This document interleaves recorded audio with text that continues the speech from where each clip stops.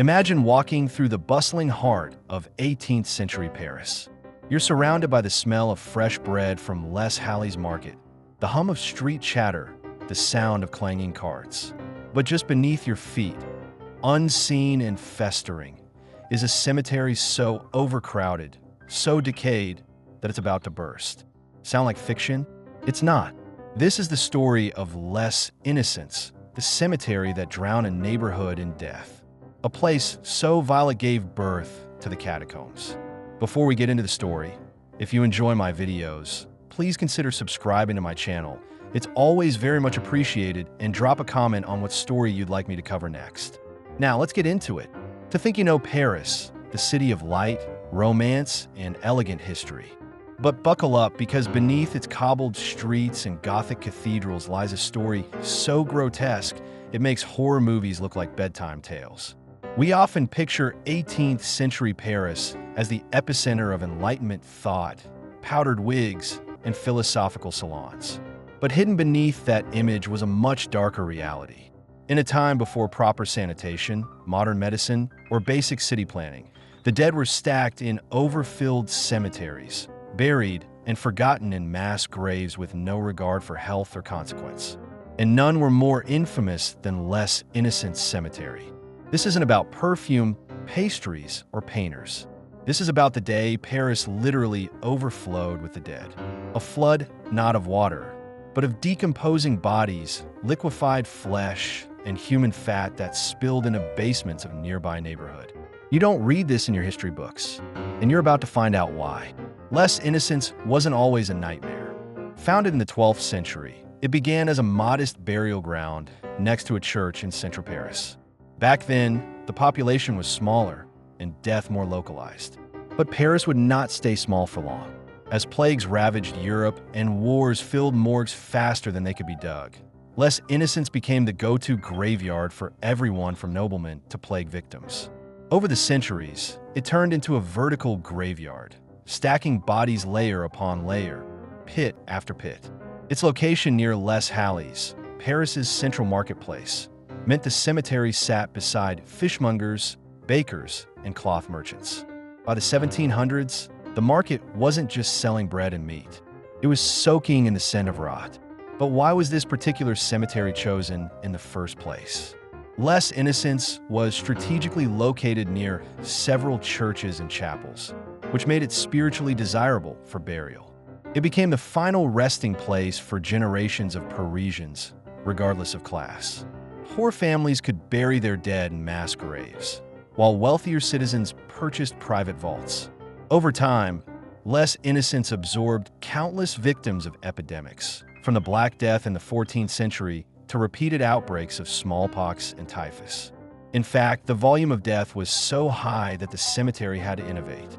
Charniers, covered arcades lined with stacked bones, were built around the cemetery to store older remains and make space for new burials. The smell was constant. The air around Les Innocents was notoriously thick and sour. Priests had to hold their noses during funeral services. Residents kept windows closed year-round despite the heat. Local accounts spoke of sickening air, spoiled food, and water, so tainted that it was linked to outbreaks of disease. But still, authorities did nothing, because in Paris, death was profitable, and Les Innocents was big business. Then came the rain. In 1780, after weeks of heavy showers, the waterlogged cemetery wall finally gave out. The southern wall of Les Innocents, weakened by time and soaked through by relentless spring downpours, could no longer hold back what was festering behind it. And what came rushing out wasn't just water. It was a torrent of liquefied corpses, yellow fat, rotted limbs, clumps of hair, bones, clothing, all mixed into a nightmarish stew that had been brewing underground for centuries. The very material of death slid down the street like sewage and flooded basements. Residents living near Rue de la Lingerie reported the stench, making them vomit. One family cellar filled with a slick, greasy sludge that soaked into their food stores. Although not confirmed, some myths also add to this story, saying that the slime reached into homes, soaking floorboards and seeping into walls. Candles went out, not from wind, but from the moisture in the air heavy with rot. There were reports of maggots surfacing from a mess and dogs howling all night long. A perfumer fled his workshop, gagging on the air he used to bottle for elegance. Others told of walls weeping with blackened moisture, paint bubbling and plaster cracking from the fumes of death. City officials who arrived at the scene gagged and recoiled. Their shoes sank into mush. Their gloves became slick, and still it flowed. Neighbors had long complained of the smells and the spoiled goods. But now, the city's darkest secret was no longer hidden. Paris had just witnessed its first and only corpse flood, and the world above could no longer pretend the dead weren't watching from below. So why did this happen? It wasn't just a matter of overstuffed graves. The real culprit was a bizarre chemical reaction, the grim intersection of biology and poor urban planning. When human bodies decompose without air, like in the packed, tightly sealed pits of less innocence, they undergo anaerobic decomposition. Instead of breaking down cleanly, the soft tissue is slowly transformed into adipose sear, a waxy, soap-like substance composed of fatty acids. Grave robbers and forensic scientists call it corpse wax. Adipose sear can preserve a body unnaturally well, creating an almost mummified appearance. But in high concentrations, like the pits of less innocence, it becomes unstable. Massive underground fat deposits formed, pressed by the weight of hundreds of years of death, building immense pressure behind the cemetery walls. When the rains came in 1780, they didn't just soften the ground, they acted like a trigger. Moisture seeped into cracks, loosening centuries of tightly compacted soil and bones. Eventually, the pressure inside became too much, and the fatty buildup burst forth like a festering boil, releasing the grave's contents in a tidal wave of rot. Scientists who later studied the phenomenon compared it to an underground grease trap explosion.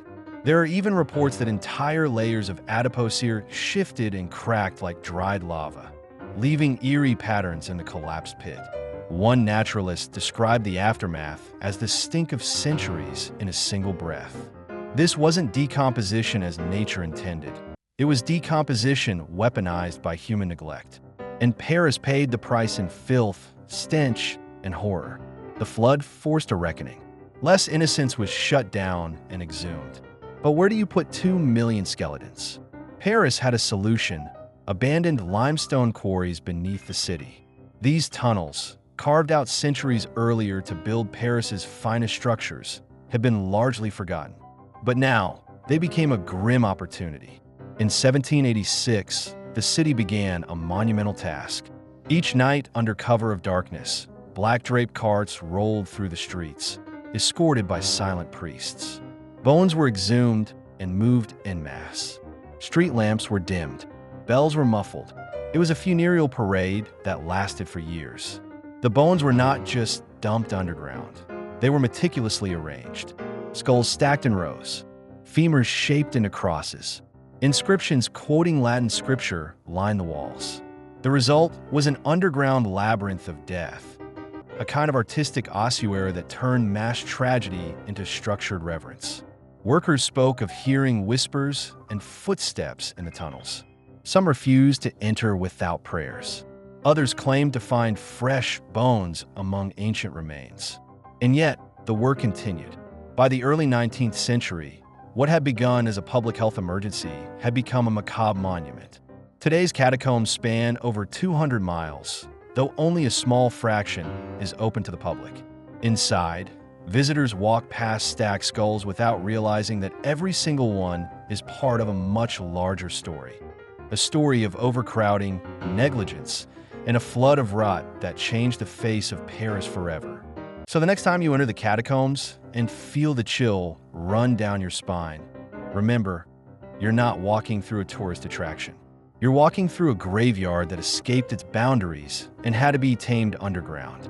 Walk through central Paris today, and you'll find a small square where less innocence once stood. Trees sway gently.